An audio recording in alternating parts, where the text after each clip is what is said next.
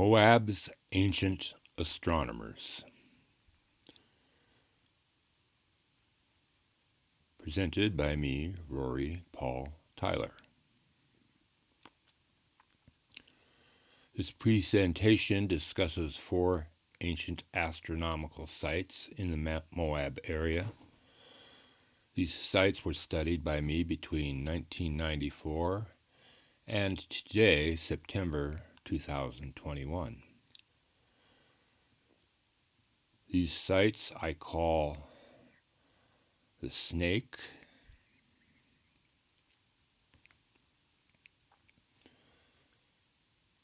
the Goose Panel,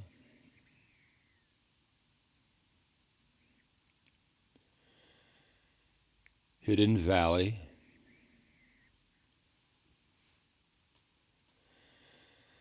and Hell-Roaring Canyon.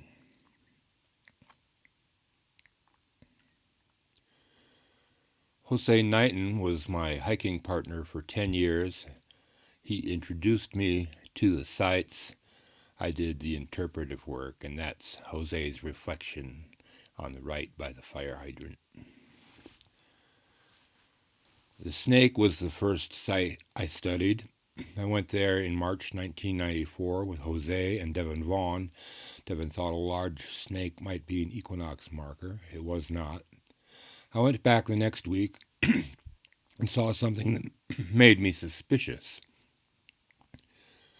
On the next equinox, I went back and my suspicions were confirmed.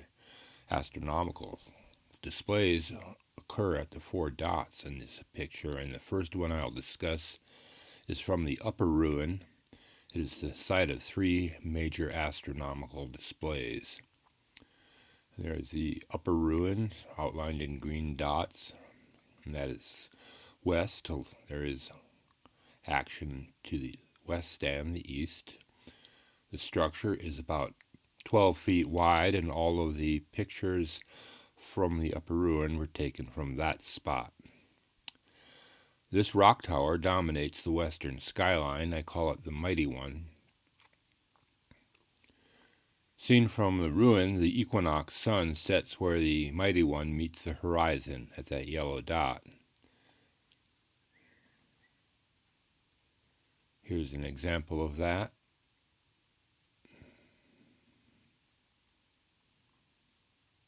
From fall of 2009.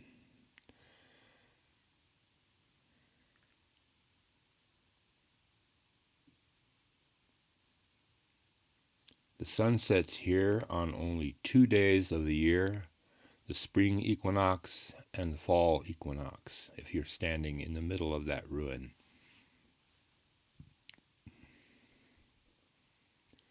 These images are all from the fall equinox, 1994, 95, 96. And this image is 8 years later, 2014. The day before and after the equinox, that doesn't work. There is a winter solstice display at the upper ruin, and it is the only star display I know. I call it Kokopelli Rising. I don't use the word Kokopelli anymore because it actually doesn't mean much, but that's another question. Kokopelli Rising interpretation is speculative, but because there are other things happening, the speculation gains some weight. The upper ruin shortly after dark on the winter solstice, Taurus and Orion rise in the east in that oval. The Kokopelli Rising display starts about 8:30 when Betelgeuse, the brightest star in Orion, appears in the bottom of the slot at the left where that green dot is. A few minutes later, the second brightest star appears to the right of a tower that is across the canyon, where that second green dot is. And then Orion's belt appears in the middle of the canyon.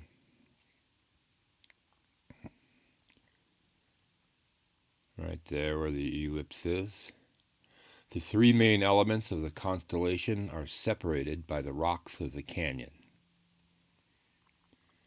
3 minutes later, the display ends when Betelgeuse disappears behind the rock fin.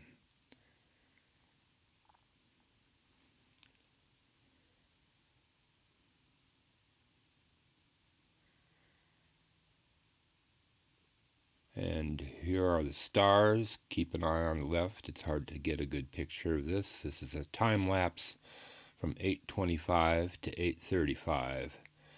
Betelgeuse rises in the bottom of the narrow slot on the left. There's a star in there already, but here comes Betelgeuse, somewhat brighter.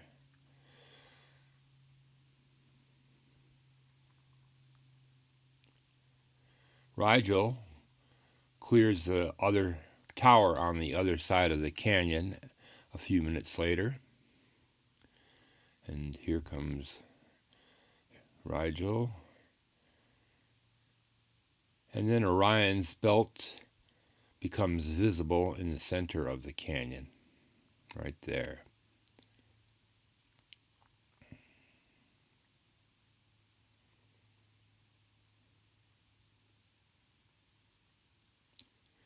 Betelgeuse then disappears behind the rock fin on the left.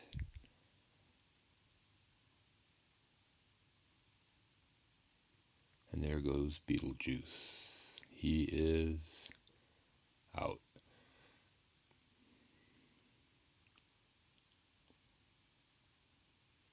That took 10 minutes. It is easy to imagine a bent-backed basket carrier. What we call Taurus is the basket. There's the bent back. And this possible flute player and basket carrier are only a few feet away from the upper ruin.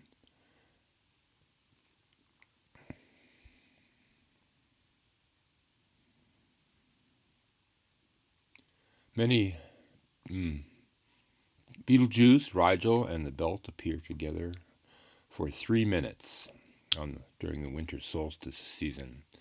Many agricultural societies have myths about a deity who dies, is dismembered, buried, and reborn.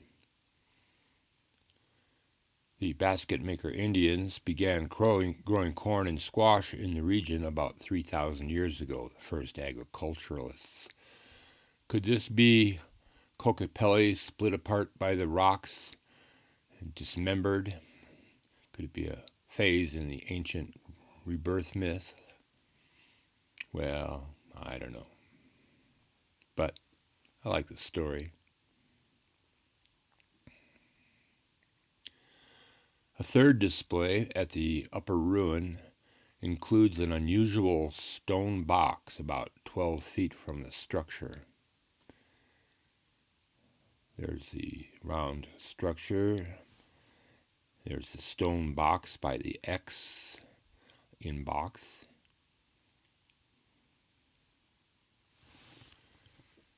Here's a close-up of the area. The stone box is in that large yellow dot.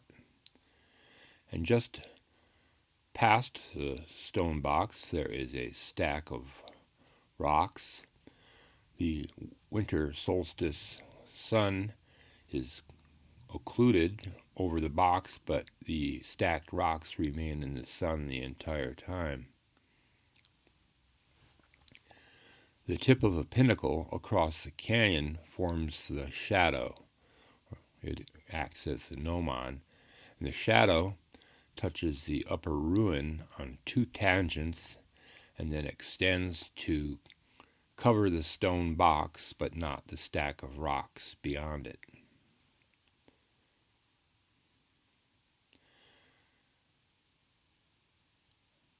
You can see where the stone box is there, and this has got to be a deliberate design choice.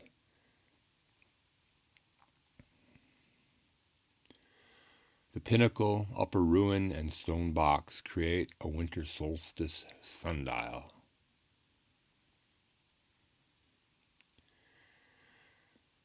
Nearby, there are several displays on the warrior panel.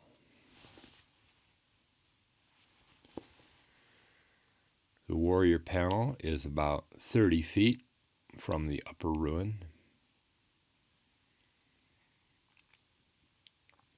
And on equinox mornings, the oblique rays of the sun come over the cliff and create this light triangle that intersects the spirals and the meandering line. But the morning display is pretty minor compared to the afternoon display. This panel displays in the afternoon, and it is the only panel I know that displays in the morning and the afternoon. The afternoon display is significantly more dramatic and complicated. This display makes frequent use of a technique I call transference, a way to pass the narrative of the display from one glyph to another glyph. The wall, 10 feet to the west, forms the shadow. And the first evidence of an astronomical site is the shadow lining up with a half circle and the dot at the end of that meandering line, perfectly formed to that shadow.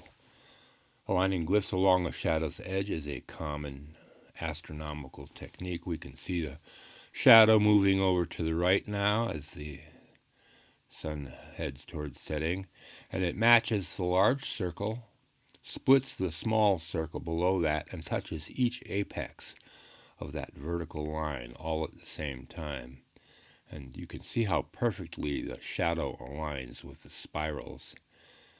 Then as the light leaves the wavy line, the shadow splits the concentric circles in half and touches the other side of the wavy line.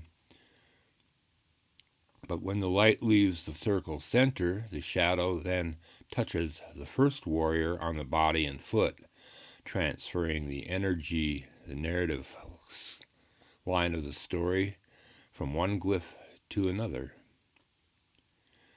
The shadow engulfs the first warrior just as it touches the second warrior's spear tip.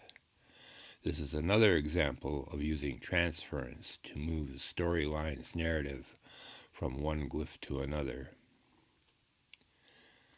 As the light leaves the concentric circle up above, it conforms perfectly to the second warrior's shape.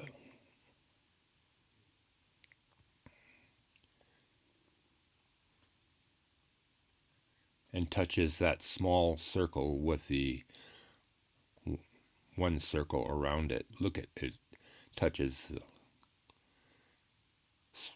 concentric circles, the warrior's body, and then just touches that little lunar shape, or whatever it is. I identified the transference motif at the goose panel, which I will discuss in the next section, but the idea transferred itself and made itself apparent at the warrior panel. This is the bean hole. When Jose Knighton first explored this site in the mid-1980s, he found a can of beans in a small cave, so he called the cave the bean hole. The bean hole is about 50 feet away from the warrior panel, and it has a tumbled down ruin at its mouth. Its vaginal shape invites speculation concerning female rights and magic. This is the inside looking out. The cave goes back about 10 feet, turns left about 30 degrees, and goes another 10 feet. It's too narrow for me to climb back in there. But then a crack penetrates the cliff wall, and it does make it to the back of that cave. There it is, where the yellow dot is. That crack shines light into the back of the cave during the winter solstice sunset. This sequence of winter solstice light on the back of the cave from December 21st, 2008. This took 2 minutes for the light to shine through the crack and then close down. There's the last little bit of light about to disappear. As soon as it did, it took me 2 minutes to back my way out of the cave, and this is what I saw to the west. I definitely think there were female rites and magic going on in that small cave.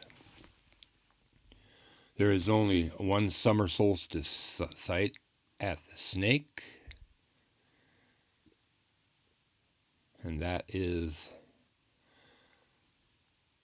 the Snake itself.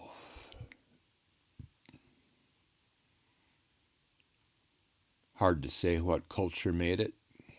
Anasazi, basket maker, archaic. It's 20 feet long.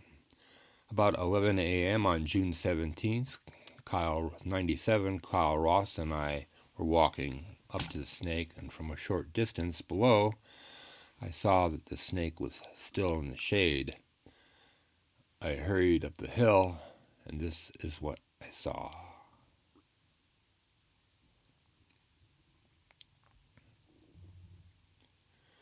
When Kyle got there, 2 minutes later, the shape had started to morph, and this is what he saw, and he was skeptical about my claims of an astronomical marker.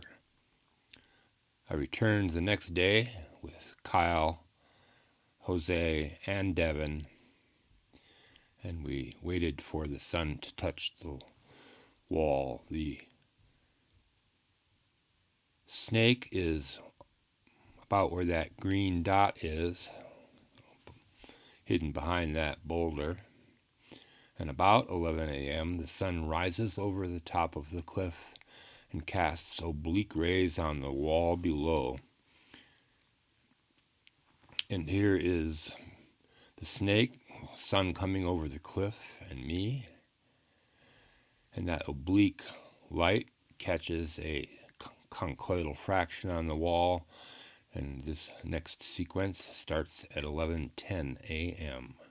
You can see a little bit of light next to the Snake's face, and it starts to spread to the right.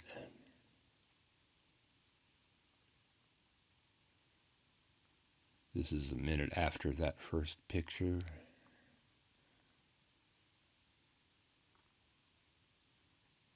Two minutes after the first picture. The form lasts for less than a minute.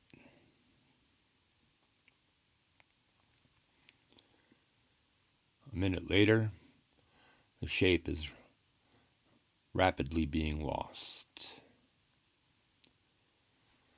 From the time the light touches the wall, it takes less than 3 minutes to make this shape, and the complete shape lasts for 30 seconds.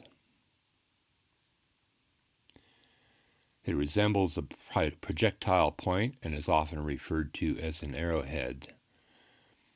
I think it is a god, but it might be both, or either.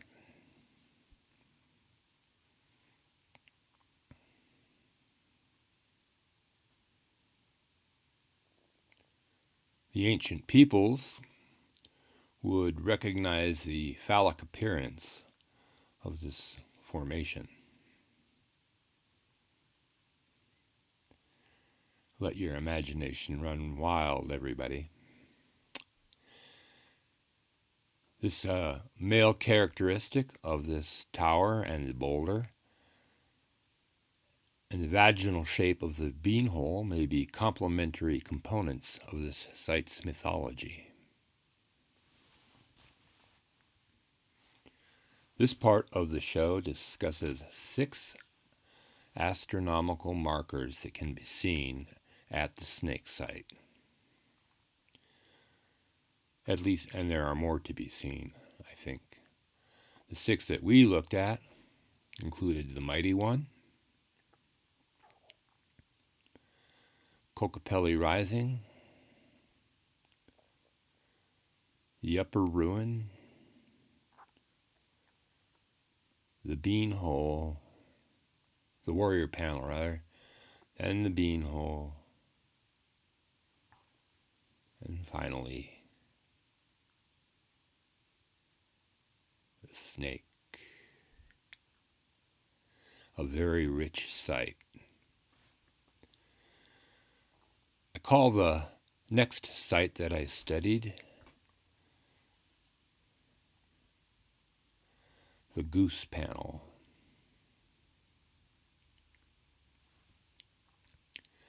This is about half of the panel here in this picture. This large panel is a few miles north of Moab, down on that boulder there. Diane Fouts, Jose's wife, noticed that the panel faced east and suggested it might contain an astronomical display. In 1997, I looked into it and found at least, finally, 18 equinox displays on this single panel. 10 of them appear on this part.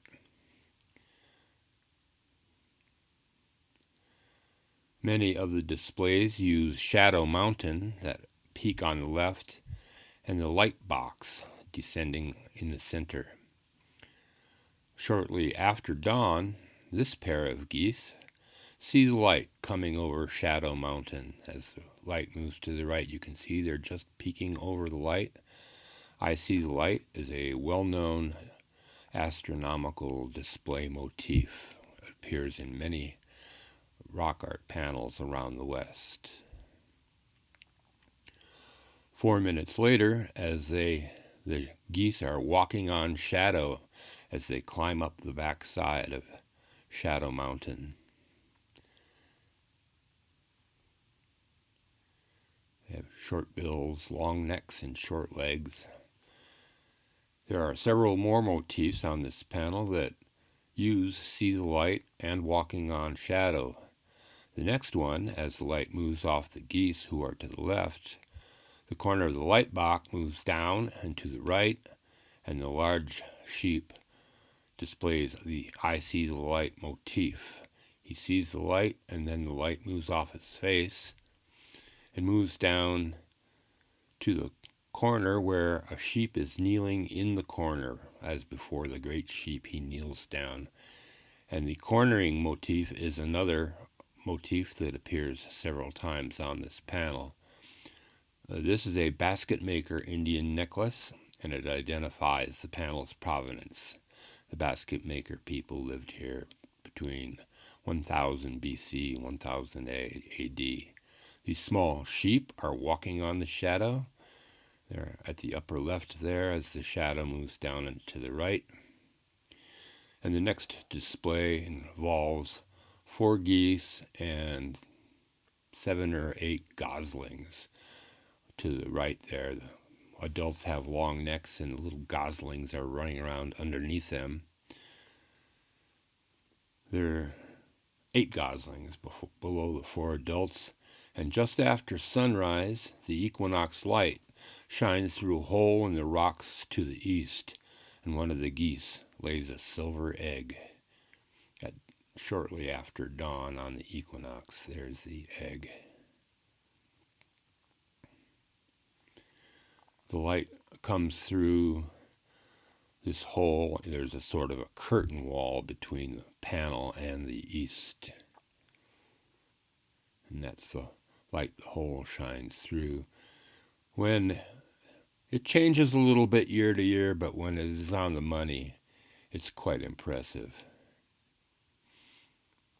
It might be a little to the right, up and left, or down and right, but usually it's right about there. The young sheep keep cavorting as if celebrating this spring morning and the new egg. There are 8 goslings below the 4 adults, and as the silver egg moves down and to the right as the sun goes up, one of the silver egg shines through the rocks onto one of the geese, and he is the only one of the little goslings that has a headdress. I call him the alpha gosling. A moment after the silver egg frames the alpha gosling, the light box conforms to the top of a flat top circle. I call this display flat top.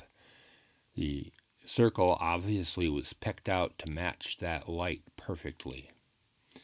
And this circle will be seen again. It will be used again in the display. The silver egg continues its journey, and I have no idea why flat top and the Gosling display at the same time, but it seems intentional. The silver egg continues to move down, and there's a small group of sheep there, and the little sheep that is heading towards that dark crack is right there. The silver egg carries the energy of the rising sun, the mother goose, and the alpha gosling to the solar kid. But the journey is not over, for there is that dark chasm just in front of the egg. All the power plunges into that unknown crack. And 2 minutes later, a full-grown sheep is climbing Shadow Mountain like the geese did at the start of the story over there to the left. That is the same sheep that saw the light earlier in the morning, and now he is climbing the mountain. Clearly, the artist recognized this as a symbolic connection between the first two sheep and between the sheep and the first two geese there, yeah. Climbing up the mountain. 5 minutes later, on the other side of Shadow Mountain, the corners of the light box frame two rearing sheep. Once again, sort of a use of the corner as an astronomical mark. These sheep are the only ones that have this posture on this panel.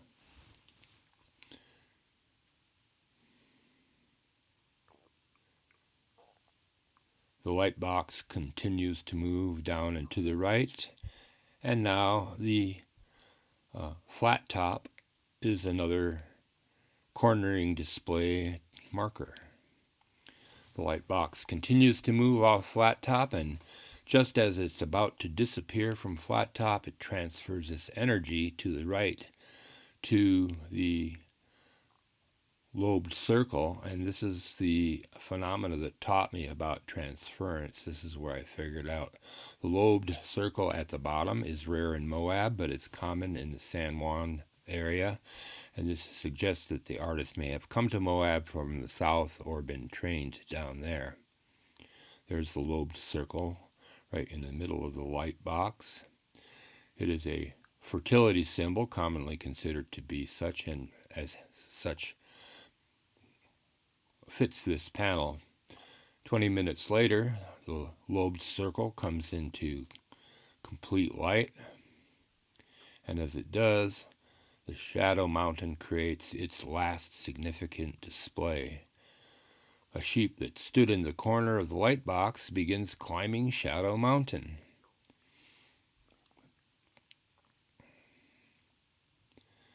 The circle and antenna-looking icon is another glyph common to the San Juan Basin. It's the only example I know of a similar design in Moab.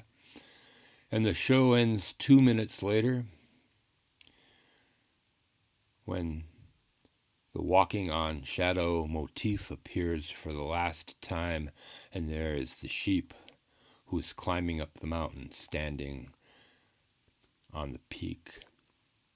Did this sheep see the light, dive into the darkness, stand in the corner, then climb to the top of Shadow Mountain? I don't know, but it seems like a pretty heroic story to me. When I saw the silver egg in 1997, I knew this was an astronomical panel. But it took me about 20 years to recognize and reconstruct a narrative linking all these displays. I still don't know what they mean, but they obviously appear linked. The next site, there's what did I say, 18 different markers on this panel. The next site I would like to discuss is Hidden Valley.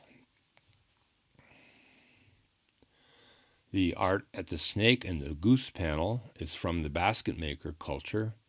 I knew that Hidden Valley had a lot of rock art and mostly basket maker, so I decided to go up there and see if I could find any astronomical markers. At Hidden Valley in 2000 I began looking, and so far I have found at least 7, and I think there are quite a few more to be discovered. The shadows from the high and low points of the Gnomon Ridge on the right create displays on the observatory, indicating gnomons are shadows that indicate a time and place, like a sundial. There are dozens of panels and at least 6 ruins at the observatory. The observatory is horseshoe-shaped and open to the west, and both the inner and outer walls face southeast, and there is art on those 2 walls, the inner wall and the outer wall. The first display I found was on the inner wall at equinox, and it does not use the Gnomon Ridge. It uses a different gnomon for the site, and I call this panel Raven Eats the Sun.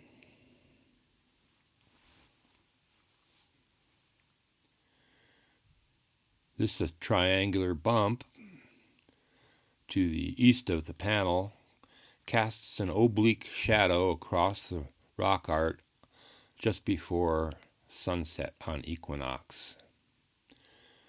The shadow interacts with the large sheep here and the concentric circles. First, the sheep sees the dark. The shadow goes into its face, and this is a variation on the see the light motif. If I did not know the see the light, I would not have recognized see the dark. 15 minutes later, the shadow forms a raven silhouette and engulfs the circles. Here's something of a time lapse. You can see the shadow from the gnomon on the left moving towards the large sheep. It goes into the sheep's eyes, and he can no longer see the light. He sees the dark. And the shadow extends out, touches the concentric circles, but it doesn't have a really animal shape yet. It extends a little more, and then it forms the head of a raven just as it swallows the concentric circles, and Raven eats the sun. The sun sets 7 minutes later. The Raven Eats the Sun panel has many interesting features, including 13 burden carriers with flutes and erections coming to Moab for a good time for the spring equinox, I'd imagine. On winter solstice, the high and low points of the Gnomon Ridge create displays at the panels and ruins on the observatory. This small ruin at the bottom of the inner wall has a clear view of the Gnomon Ridge, and the winter solstice sunrise rises from the deepest cleft in the ridge, as seen from that ruin. The makers of the structure paved the hillside below it with white limestone, and I call this the White Temple. Here you can see the white limestone scattered below the ruin.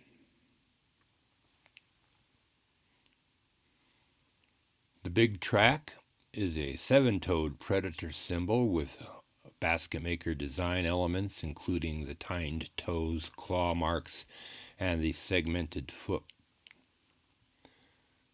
This is the largest, most elaborate example of this common design in the Moab area, and it serves as a winter solstice marker. Note the curved shadow above the glyph. There's yellow dots marking the shadow and the large dot marking the glyph.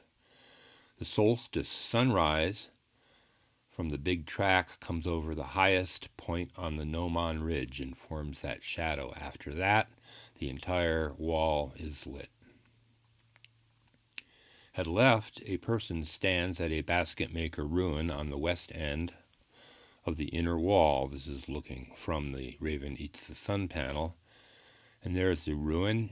It has an interesting prospect on the Gnomon Ridge, and like the flat top circle, it is round but has a flat face facing the Gnomon Ridge. The winter solstice light is interesting there, but I haven't actually been up to take a look at it at the winter solstice, so more work to do. Our last visit at Hidden Valley will be the ray panel.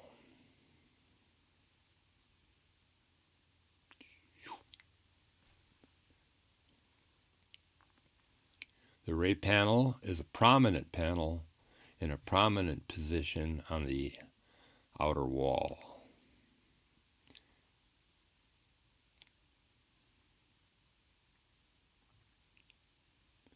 You walk up the trail, and that is one of the first panels you meet up there.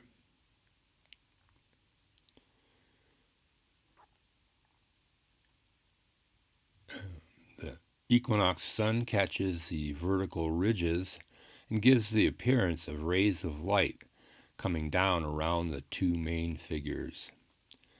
The following time-lapse sequence covers 15 minutes, and these petroglyphs are again of basket maker era. You can see the light starting to catch those ridges and extending down around the wall, down around the main figures, the round figure on the left and the smaller figure on the right. The large round figure is in a shallow depression in the rock wall, and the light comes to it last as it comes over the cliff. And the last part of the figure to be illuminated is his head. Let's zoom in for a little closer look on his head. He's got a hair bun and what appears to be a quail feather, but this 2,000-year-old basket maker glyph was placed on top of a 4,000-year-old archaic glyph. You can see his wide shoulders, his tower-like head, and just up by the quail feather there's an atlatl, a spear fletching. This suggests that the archaic culture passed astronomical learning and lore to the basket makers, and it also indicates that this site was in use for astronomical purposes for 4,000 years, more or less. There are many displays at Hidden Valley that this show does not discuss, and many more yet to be recognized. But we'll move on to Hell Roaring Canyon. I came here on March 9th to get this photo of the moonset. There's the South Kachina Tower on the left, the North Kachina Tower on the right. The shadows I saw in the canyon below made me think that some archaic art at the site might be astronomical, and since this was March 9th, I knew it was around the 20th to 23rd I needed to go in there. During the equinox, the South Kachina's shadow, lower right, shades an alcove which contains only archaic art, no basket maker art. And the art is in this large alcove. There are the Kachina Towers up to the left, and the South Tower on the left casts the shadow. There are at least 4 astronomical displays at this location. The most impressive art at the site is at the Comet Man panel, and I will discuss it last, but we'll take a quick peek at him. There he is. He's 4 to 5 feet high.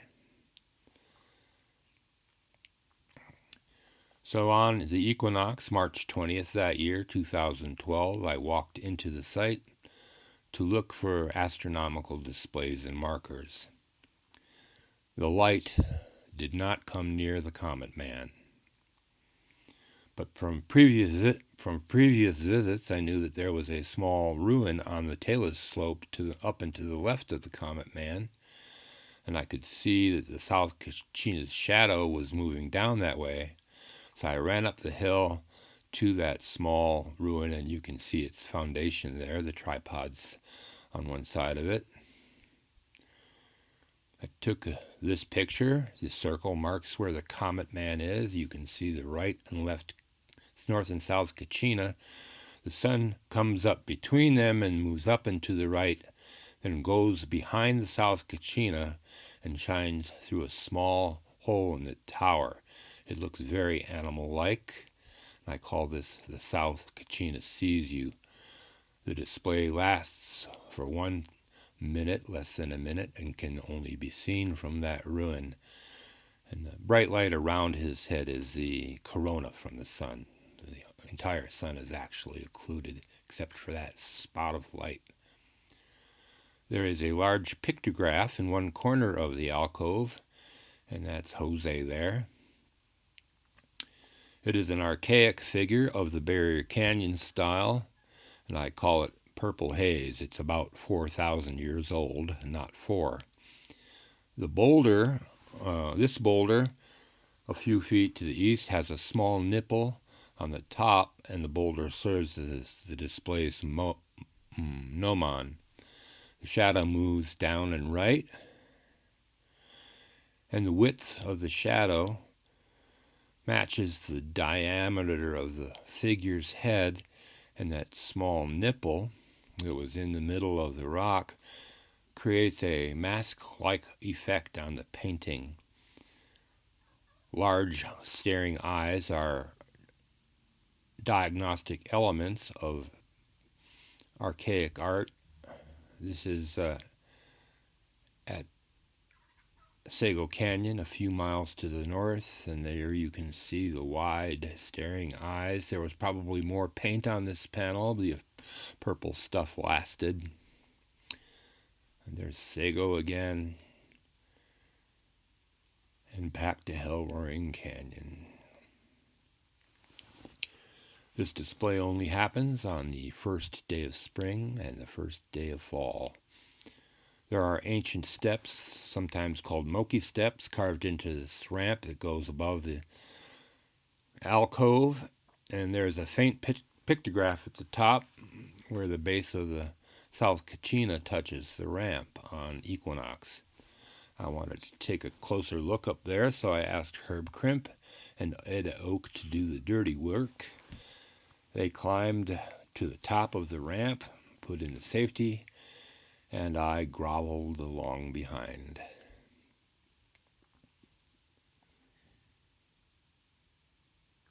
Ed, for some reason, seemed to find it rather amusing.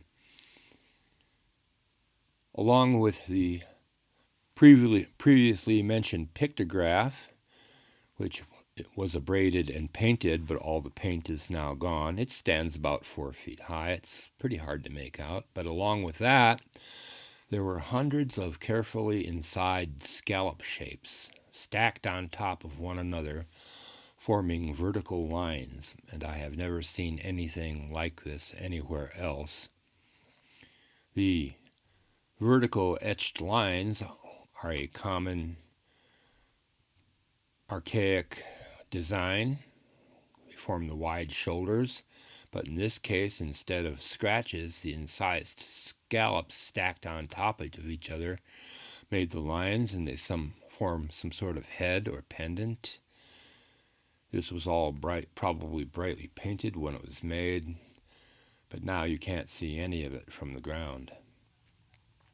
The next morning, the equinox, Herb and Ed went back up, and there they are, toying with the shadow of the South Kachina. As the shadow touches the top of the ramp, Herb on the left is next to the pictograph, and Ed is in the shade. And there's Herb's eye view of the equinox sunrise from the top of the alcove. I knew that the Comet Man is not an equinox marker. You can see the comet to his left. So I went to look on June 18th, 2015 to see if the south-facing wall interacted with the summer solstice light. There's where the Comet Man is. To my surprise, the high arc of the sun takes it above and beyond the rim of the alcove, so the summer solstice sun does not touch this part of the south-facing wall. So the question became, when does the sun drop below the rim enough to illuminate the Comet Man panel? On July 15th, 5 trips and 3 weeks later, a pyramid of light came through the rim above and lit up the Comet Man. The pyramid is formed by a V-shaped notch in the column's rim. The notch was formed by this pour-off here. You can see the water pouring over. It's a little waterfall.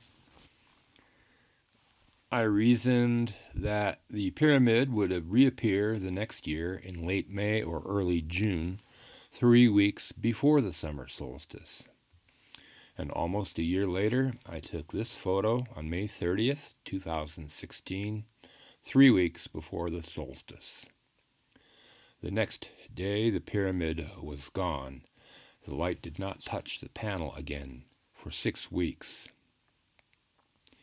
If the comet icon actually represents a comet, this panel may be associated with a night-related deity. Does the Lord of the Night retreat into his pyramid for 6 weeks when the sun's powers are at their height? The opportunities for speculation are rife.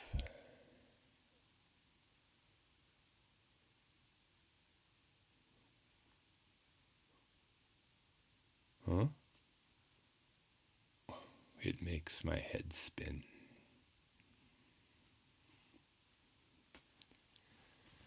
This show discusses 4 astronomical sites in the Moab area, 3 basket maker sites, and 1 archaic.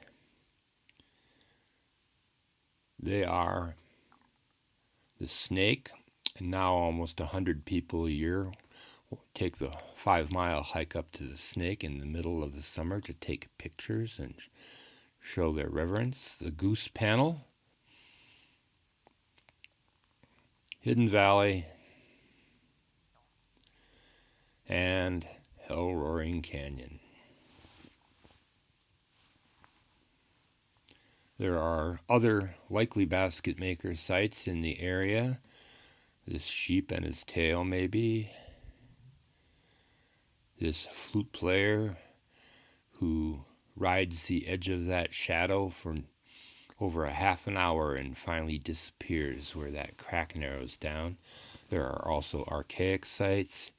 Here an archaic owl on the left holds one end of a net that stretches to the fang of the sun, the night and the day hunting together. Astronomical art in Moab is quite creative and often includes dramatic elements.